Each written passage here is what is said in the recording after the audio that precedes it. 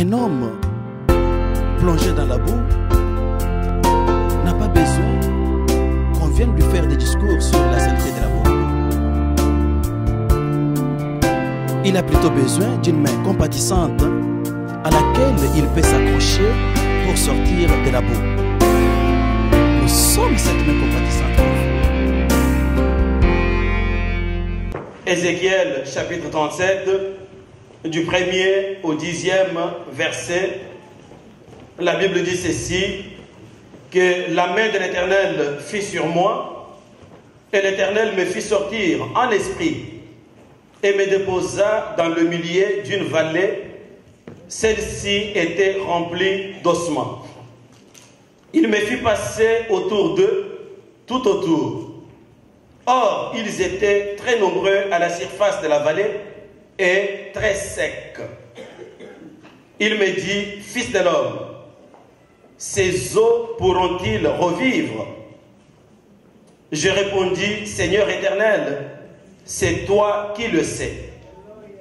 Il me dit, prophétise sur ces eaux. Tu leur diras, ossements desséchés, écoutez la parole de l'Éternel. Ainsi parle le Seigneur l'Éternel à ces eaux. Voici que je vais vous faire venir en vous un esprit et vous vivrez. Je placerai sur vous des nerfs. Je ferai pousser de la chair sur vous. Je vous couvrirai de peau. Je mettrai en vous un esprit et vous vivrez, et vous reconnaîtrez que je suis éternel. Je prophétisais selon l'ordre que j'avais reçu. Et comme je prophétisais, il y eut un bruit. Et voici, il y eut un frémissement. Et les eaux s'approchèrent les uns des autres.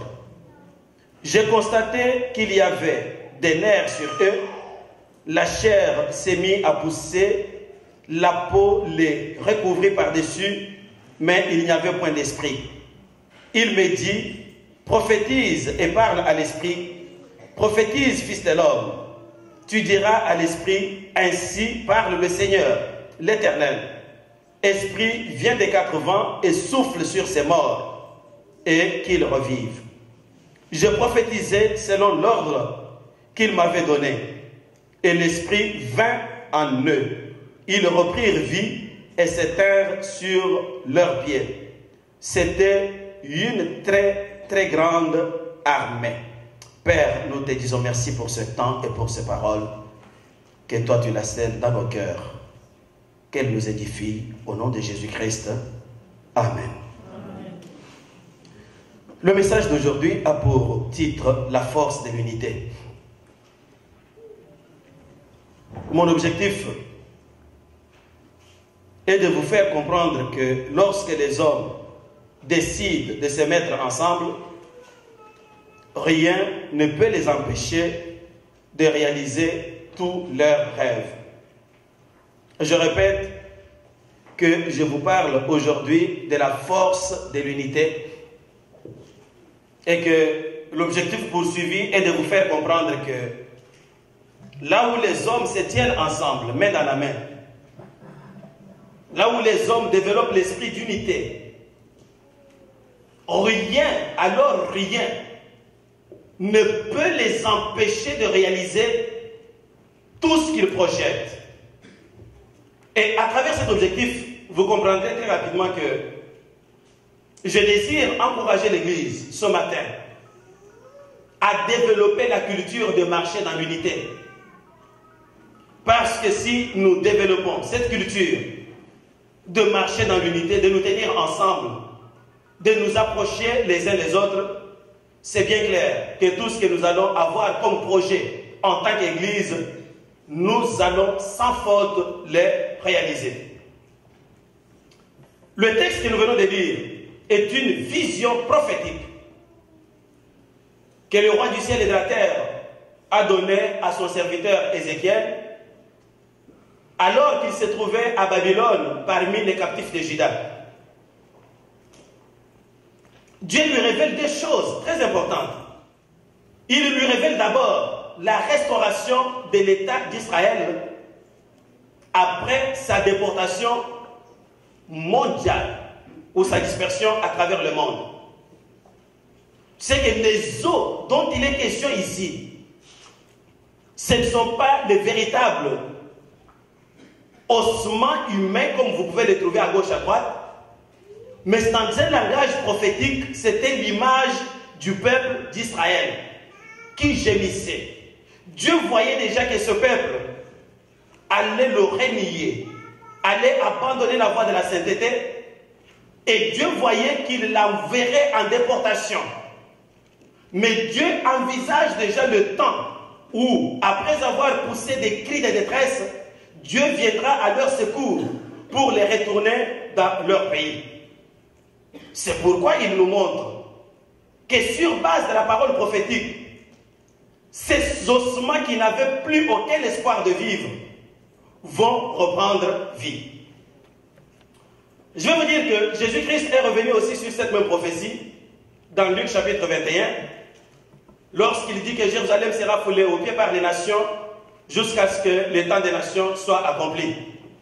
Mais à la différence du prophète Ézéchiel, Jésus a relié, il a rattaché, il a associé le retour d'Israël en Palestine au signe de fin des temps pour les nations. En d'autres termes, en complétant cette prophétie, Jésus nous a révélé que le jour où vous verrez Israël redevenir une nation, c'est que le temps des nations touche déjà à leur fin. Et que dans les tout prochains jours, ce sera l'enlèvement de l'Église. Et le pasteur Mario Massicotte l'avait souligné lors de notre conférence de la semaine, d'il y a 2 semaines. Donc, parce que nous, en tant que peuple de Dieu, nous voyons qu'Israël est rentré en Palestine, ben c'est que nous comprenons que le temps des nations ont touché à leur fin et que très prochainement, ce sera l'enlèvement de l'Église.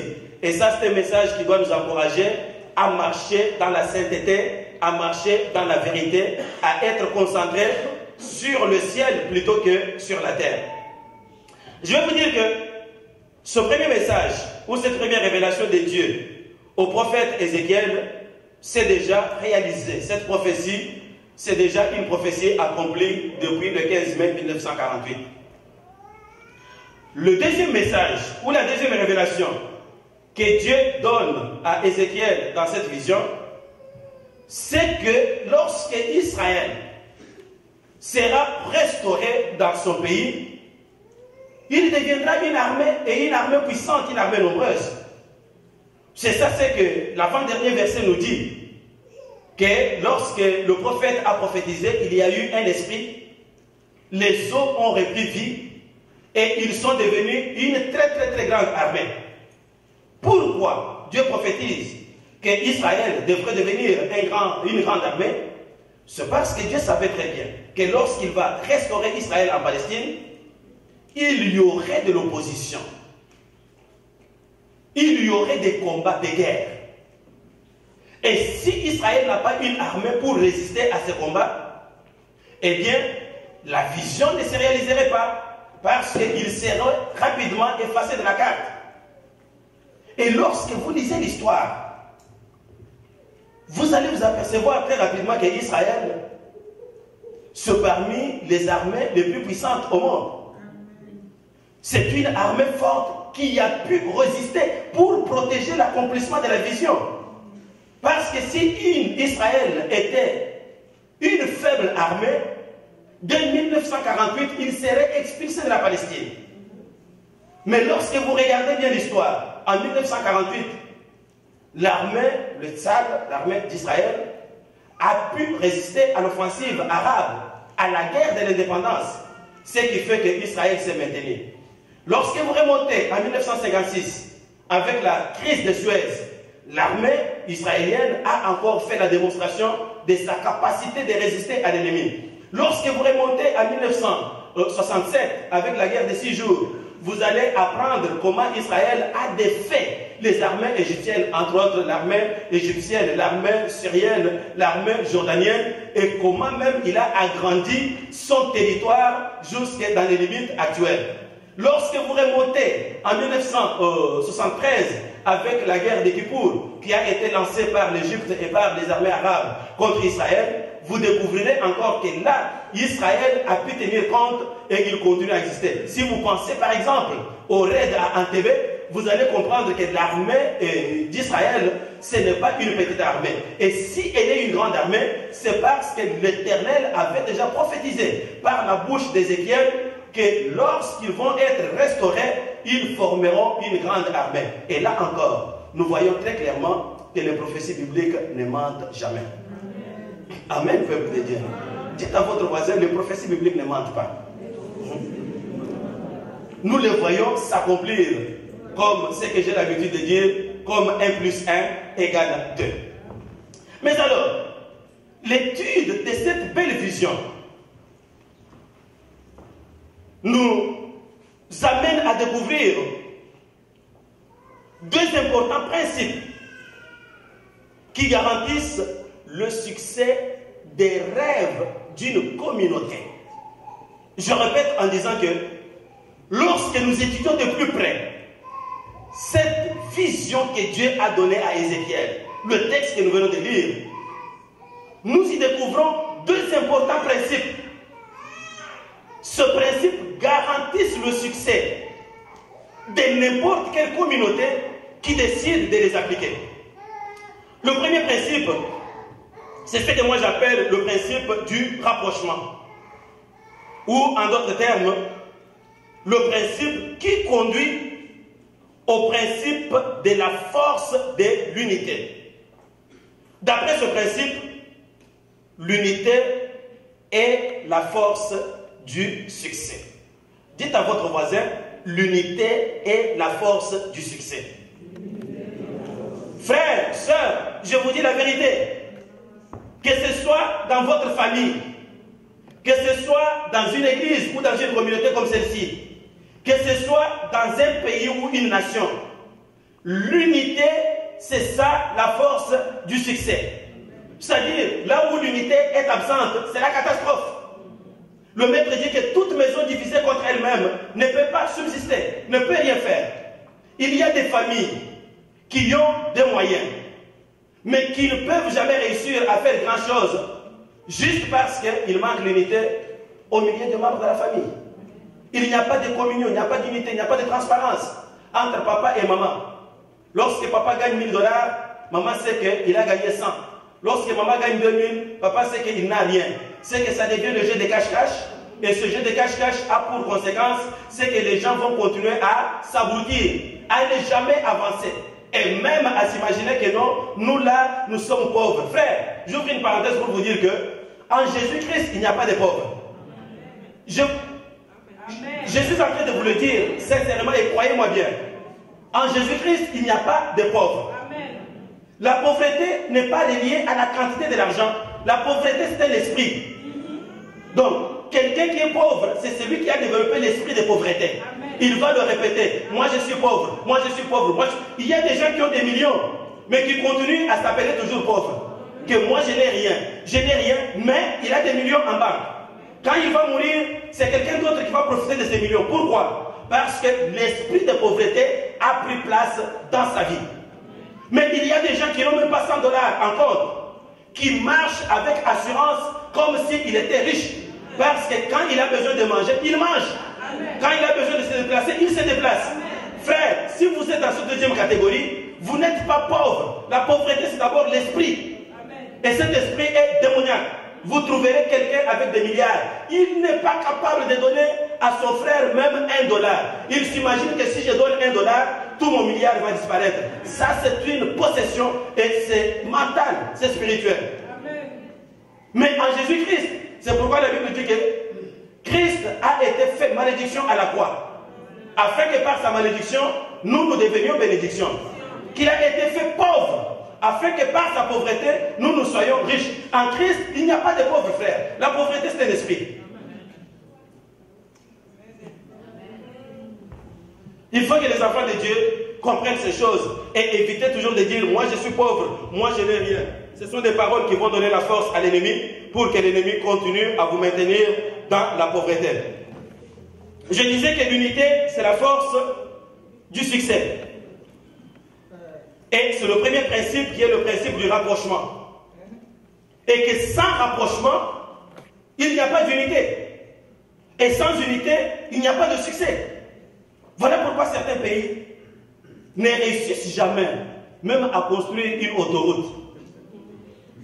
Pourquoi? Est-ce que c'est l'argent qui manque? Non, ce n'est pas l'argent qui manque. C'est parce que les gens sont toujours divisés. Et les gens se comportent comme des prédateurs.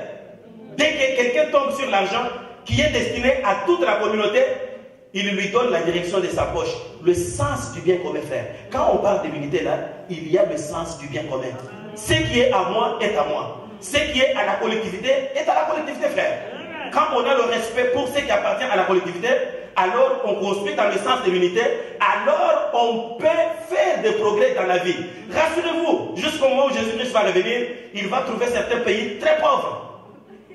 Mais dans ce pays pauvre, il y a des individus qui se sont enrichis et qui, en mourant, vont laisser tout le patrimoine ailleurs. Alors que ce patrimoine aurait pu aider leur propre pays et Dieu leur a donné. Ça aussi, c'est démoniaque. Dans le texte que nous lisons, il y a quelque chose qui m'a frappé.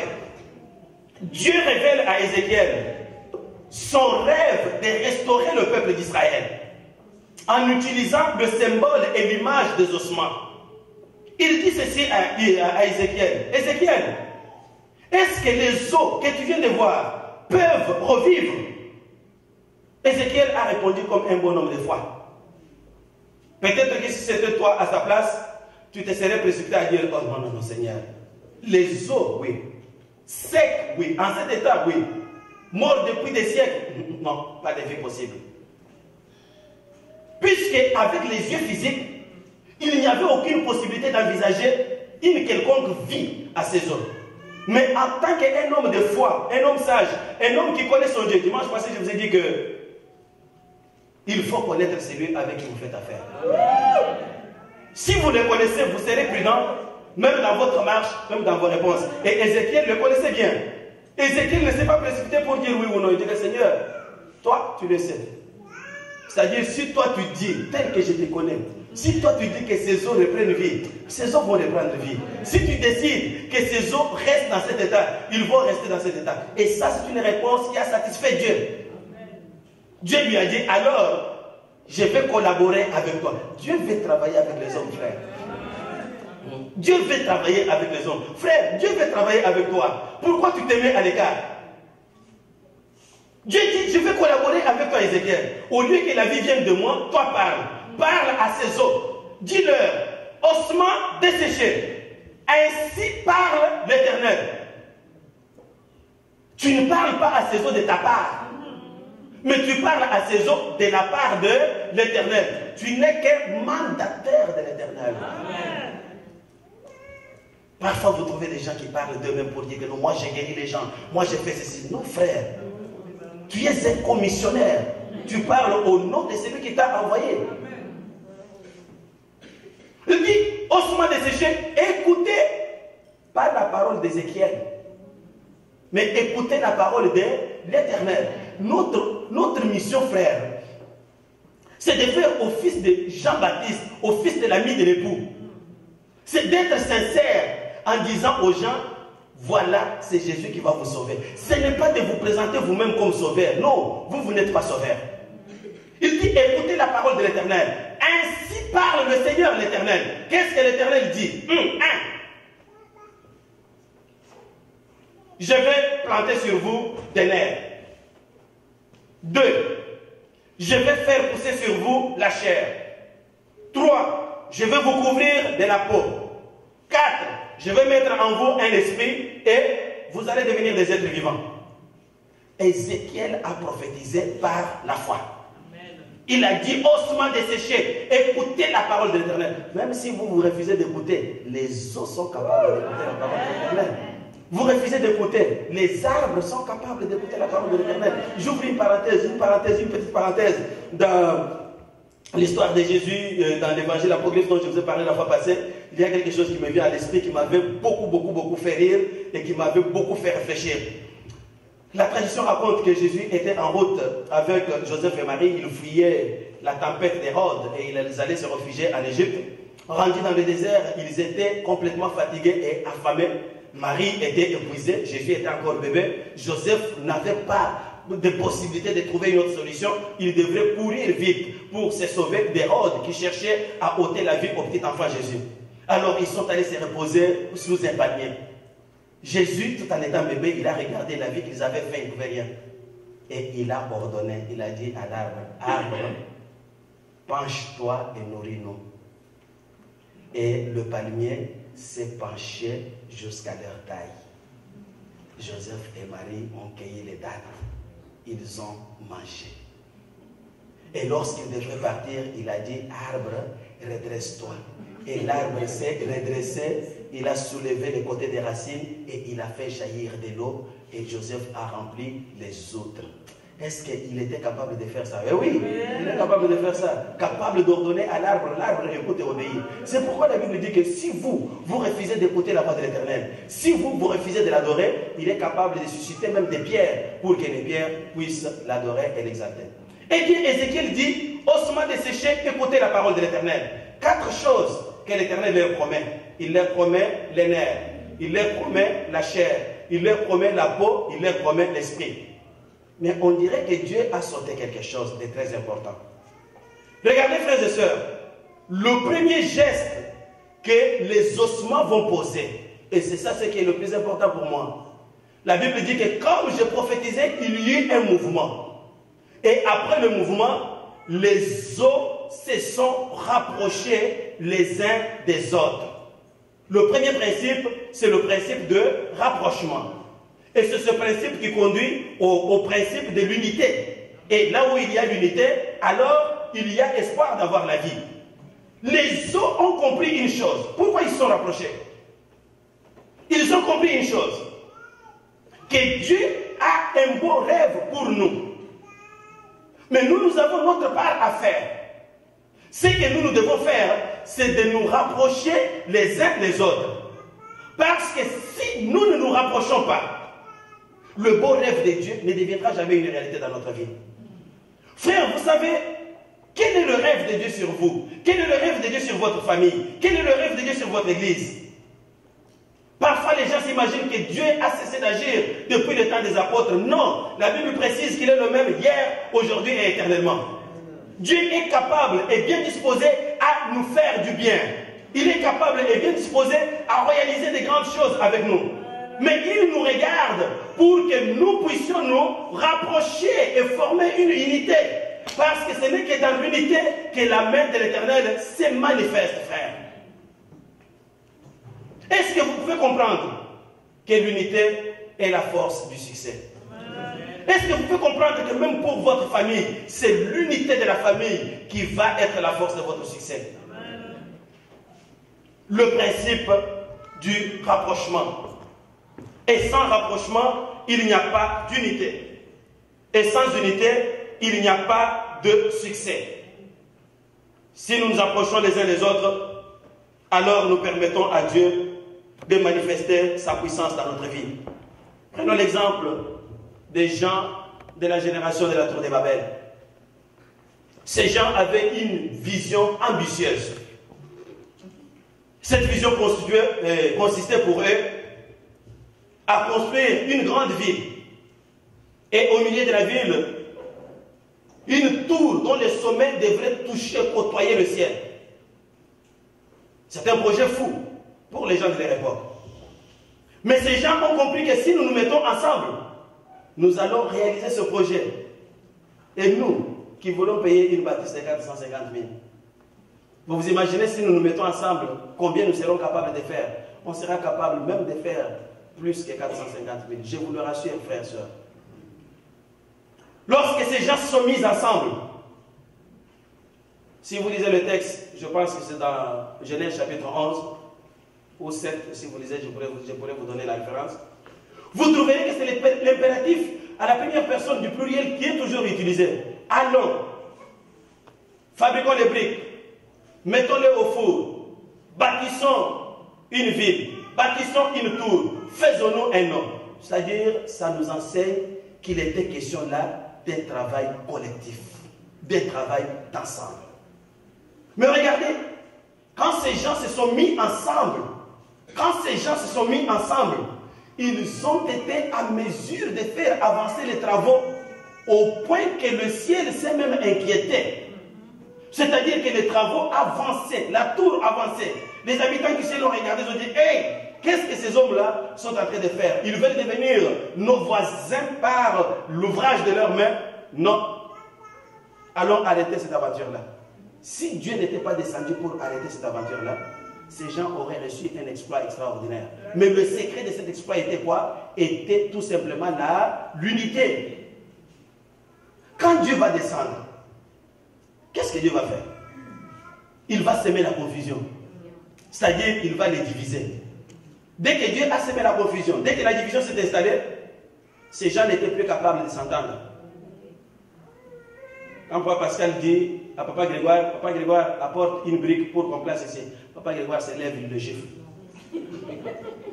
C'est-à-dire que lui comprend comme s'il l'a injurié. Confusion, qu'est-ce qui est arrivé? Tout le monde s'est dispersé et le travail a été arrêté. Mais vous savez quoi, frère? Le diable a observé. Le diable a bien observé, il a dit, ah, mais ça c'est une bonne cartouche là, que le ciel a produit. Je vais la récupérer. C'est que depuis ce temps-là, le diable a récupéré la cartouche. Qu'est-ce que le diable fait? Là où vous voulez faire des grandes choses, il intervient, il sème la division et il disparaît. La division entre papa et maman. La division entre serviteurs dans une église. La division entre hommes et femmes. Même quelqu'un qui n'a rien fait, vous passez devant tout simplement, l'autre se fâche.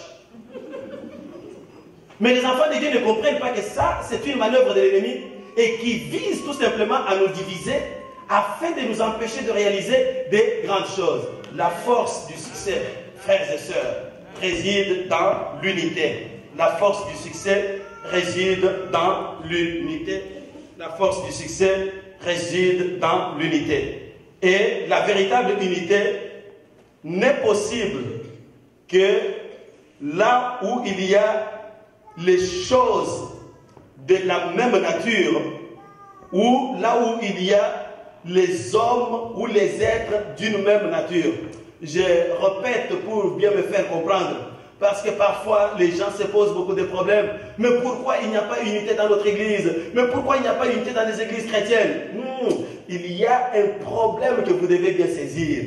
L'unité n'est possible que lorsque on a affaire avec les choses de la même nature, ou lorsqu'on a affaire avec les êtres de la même nature. Je m'explique.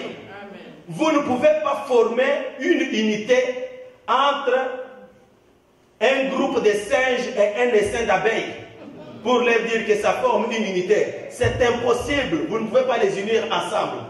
Vous ne pouvez pas former une unité entre les hommes et le porc. Ils n'ont pas la même nature.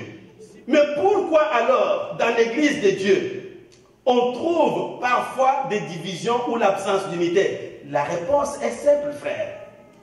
On part d'un principe de base. L'unité n'est possible qu'entre les êtres de la même nature. Et nous tous, nous avions une nature déchue. Mais en croyant en Jésus-Christ, il a transformé la nature de certaines personnes. Et ces gens ont hérité la nature du ciel et ils sont devenus les enfants du royaume. Donc, il y a présentement une différence de nature entre le pécheur et l'enfant du royaume. Et quand vous les mélangez ensemble, celui qui continue à vivre selon le vieil homme, sa nature, c'est la nature du vieil homme. Et vous le mettez ensemble avec un homme régénéré, qui a une nature du ciel. Les deux natures ne peuvent jamais former une unité, frère. C'est la raison pour laquelle, quand on vit ensemble, surtout dans l'église, vous allez trouver qu'il y a incompréhension. Regardez bien, ouvrez bien les yeux. Vous découvrirez qu'entre les deux personnes, il y a deux natures qui existent. Vous découvrirez qu'il y a quelque chose qui ne marche pas. La Bible dit ceci, que les ténèbres ne peuvent pas cohabiter avec la lumière. C'est-à-dire, quand la lumière avance, la lumière n'a même pas à donner un avertissement. La lumière avance, les ténèbres automatiquement reculent. Les choses sont ainsi. Je le disais à Kiloud ce matin, quand je parlais avec lui, que le diable a eu beaucoup de difficultés lorsqu'il voyait Jésus-Christ s'apprêter à descendre dans le séjour des morts. Pourquoi? Parce qu'il savait bien que cet homme-là est lumière. Et quand il va descendre dans le séjour des morts, c'est que les ténèbres qui couvrent le séjour des morts vont être dissipées et les captifs vont être libérés. Et lui-même devrait se retirer. Ça, ce n'était pas que Jésus a chassé. Mais lui-même, quand il entre en tant que lumière, les ténèbres reculent et les captifs ont été libérés. C'est que le pasteur Mario nous a dit la semaine passée qu'il a délivré les captifs et il a opéré une migration de l'enfer vers le paradis. Et ce qui a tourmenté les Juifs de l'époque de Jésus, ce n'était pas que la lumière est entrée dans l'enfer, mais lorsque la lumière est ressortie de l'enfer, non pas que Jésus est ressuscité seul, mais il est ressuscité avec d'autres individus. Ça, ils étaient surpris. Si le maître ressuscitait seul, ce serait quelque chose. Mais il n'est pas ressuscité seul. On voit Kazadi qui était voisin là-bas, il est aussi revenu à la vie. Tu l'as vu? Oui. Tu as vu Kazadi? Oui. Mais comment? Qu'est-ce que cet homme? Pourquoi? Parce que les deux natures qui appartiennent ou qui ont ce que j'appellerai, vous m'excuserez, une même essence, ces deux natures peuvent participer à l'unité. Mais quand les natures n'ont pas une même essence, ces deux natures ne peuvent pas participer à l'unité. Psaume dit, il est difficile à un pécheur de résister dans l'assemblée des saints, dans l'assemblée des justes. Parfois, vous vous inquiétez. Vous dites, mais tel frère était avec nous, nous ne le voyons pas. Ouvrez bien les yeux, frère. Laissez passer le temps. On peut mentir à tout, mais on ne mentira pas au temps. Papa, je viens vous apprêcher un jour ici que le séjour dans l'eau, ne change pas un tronc d'arbre en crocodile. Quand le tronc d'arbre est tronc d'arbre, même s'il fait un siècle dans l'eau, il restera tronc d'arbre. Et le temps va révéler, c'était un tronc d'arbre, ce n'était pas un crocodile. Qu'est-ce que je veux vous dire par là? Ce que je veux vous dire, c'est qu'on doit être d'une même nature. La vraie unité n'existe que parmi les gens qui ont la même nature. Ne soyez pas effrayés. Parfois, l'Église se donne beaucoup de peine. Frère, on ne te voit pas. Frère, on te... Oui, l'Église doit faire son travail, doit faire le travail de suivi. Mais à un certain moment, il faut se poser la question, est-ce que c'est la même nature? Je n'ai pas de réponse, que Dieu réponde. Mais quand vous allez laisser passer le temps, vous allez comprendre. Un jour, vous vous levez le matin, vous dites, oh, je comprends que ce n'était pas la même nature. Il y a quelque chose qui a crié à côté. Bref, la vraie unité provient, entre les individus d'une même nature. Je vais carrément arrêter là. Le deuxième principe que j'allais ajouter, c'est le principe d'ordre.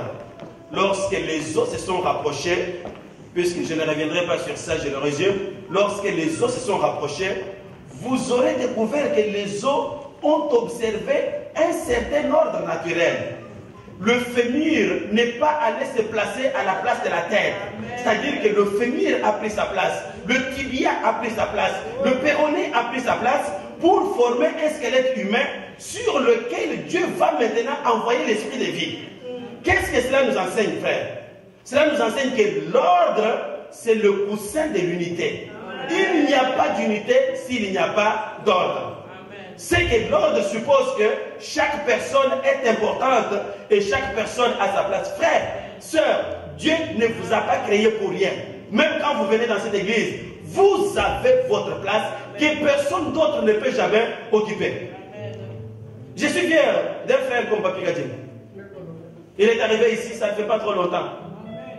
Mais lorsqu'il est arrivé, il n'est pas arrivé. Écoutez frère, suivez-moi bien. Quand vous entrez dans un lieu où votre nature est appelée à s'épanouir, la nature va s'épanouir, frère. Quand le frère arrive, il comprend que non, je suis dans la maison de mon père. Qu'est-ce que je dois faire? Exhorter, j'exhorte. Prier, je prie. Il travaille. Et qu'est-ce qui arrive?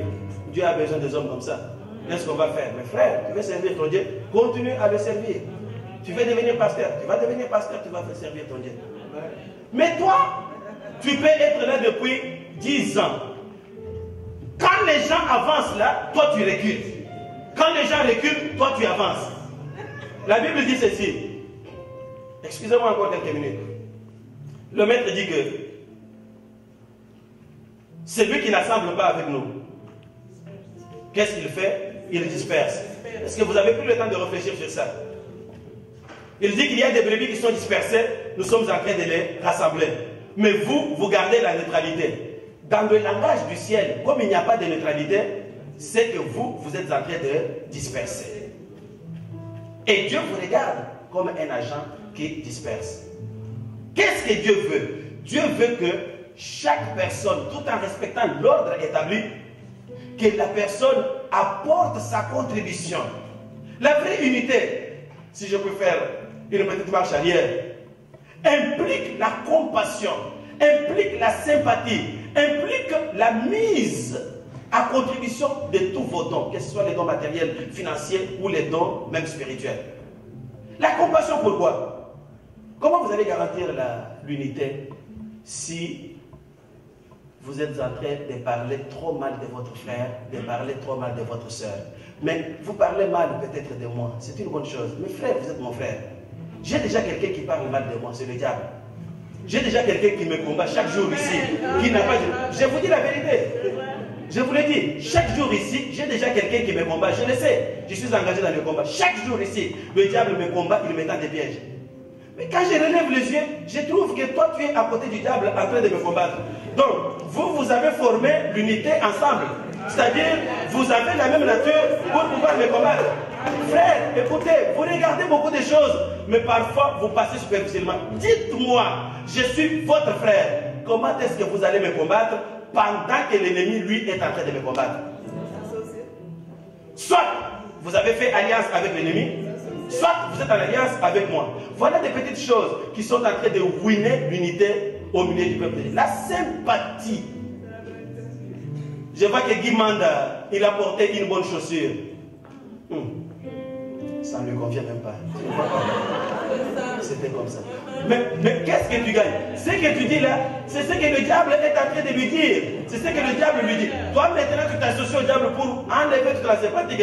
Non, non, ça ne lui convient pas. C'est regarder à droite. Non, frère. Nous voulons garantir l'unité. Il y a l'ordre, il y a des choses que nous devons faire pour qu'on puisse garantir l'unité. Parce que quand vous brisez l'unité, c'est ça ce que les gens oublient. C'est que même vous ne vous épanouissez pas, même votre communauté ne s'épanouit pas. Qu'est-ce que vous avez gagné? Alors que si vous vous mettez ensemble, votre communauté gagne, vous aussi, vous gagnez. L'ordre, frère. Et l'ordre, je vais terminer avec, on reviendra sur ça peut-être un autre jour. L'ordre exige aussi le respect, frère. Je vous le dis sincèrement. Jésus dit ceci. Jésus dit ceci. Jésus dit, je connais mes brebis. Et mes brebis me connaissent. Ils entendent ma voix. Et ils me suivent. Je voudrais souligner, ils entendent ma voix, c'est-à-dire ils m'écoutent. Si vous avez un berger, le berger vous parle, vous ne l'écoutez pas.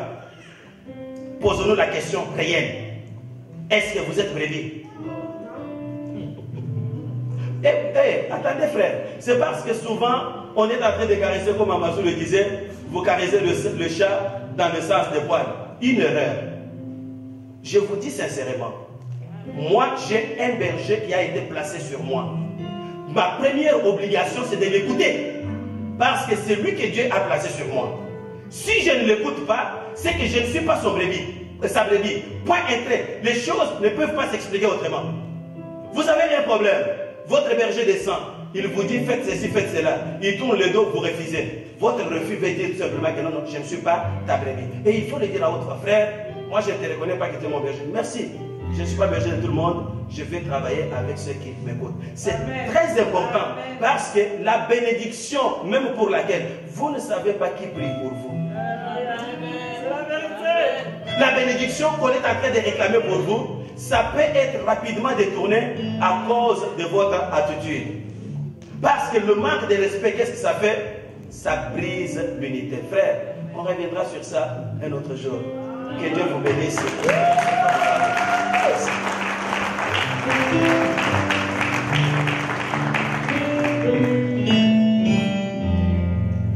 On peut se tenir debout, nous allons dire un mot de prière et nous allons finir cette réunion. Ce que je vais te demander, c'est de dire à ton Dieu, oui Seigneur, j'ai besoin que tu me donnes la capacité de vivre dans ma vie, dans ma communauté, que ce soit dans ma famille, ou dans mon église, ou dans mon pays, de contribuer à asseoir le principe de rapprochement, c'est-à-dire de contribuer à faire la promotion de l'unité, parce que les grandes choses, nous les réaliserons que lorsque nous serons unis. Et deuxième chose, tu vas lui dire, Seigneur, je sais que tu as une place pour moi, même dans cette église. Fais-moi grâce de garder ma place et de travailler pour le métier de l'ordre et du respect dans ma communauté, parce que cela est nécessaire à l'unité qui doit contribuer au succès. Nous élevons nos voix et nous prions. Merci Père. Dieu est fidèle, Père très saint, puissant roi, maître du ciel et de la terre. Nous voulons, Seigneur, que toi tu répandes l'esprit d'unité sur nous, ô Dieu. Nous voulons, Seigneur éternel, que tu répandes l'esprit de rapprochement. Que je ne regarde pas mon frère ou ma soeur comme un étranger, mais que je le regarde comme étant une personne avec qui je dois entrer en alliance, afin de te permettre de répandre alors tes bénédictions sur ma famille, sur ma communauté, même sur mon pays, ô Dieu fidèle. Aide-nous, mon Dieu, mon rédempteur et mon roi, à garder le sens du respect de l'ordre que toi seul tu as établi, ô Seigneur éternel, car nous savons que sans respect, l'unité se trouve être menacée, et sans l'unité, le succès s'éloigne de plus en plus. Bénis alors mon frère, bénis ma soeur qui a écouté ce message, ô Père. Fais-nous grâce de marcher dans l'unité, alors nous serons à mesure de réaliser des grandes choses au milieu de nous. Tu nous as appelés à la réalisation des grandes choses. Tu nous as appelés, ô Père, à déplacer les montagnes. Tu nous as appelés, Seigneur, à faire venir le ciel sur la terre. Mais tu as besoin que nous soyons unis. Que ton unité, Seigneur, puisse être plantée au milieu de cette église.